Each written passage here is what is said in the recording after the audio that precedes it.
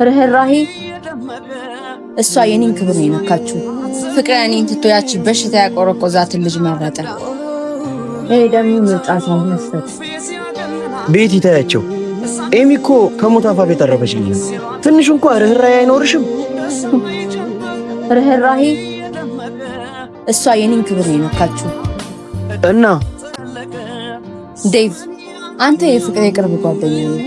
የኤሚን የሕክምና ፋይል ከሆስፒታል ልታመጣልኝ እፈልጋለሁ። ምን? ይሄ እኮ ከባድ ወንጀል ነው። ለምን እንዲህ ታደርጊያለሽ? ፋይሉን አግኝተን በሽታው እንዳለቀቃትና ወደ ሰው እንደሚተላለፍ እናስወራለን። ምን? ተማሪዎች እንዲሸሿት እናደርጋለን። የእነ ፍቅረ ቤት ደግሞ በኪሳራ ምክንያት ባንክ ሊወርሰው እንደሆነ ሰምቻለሁ።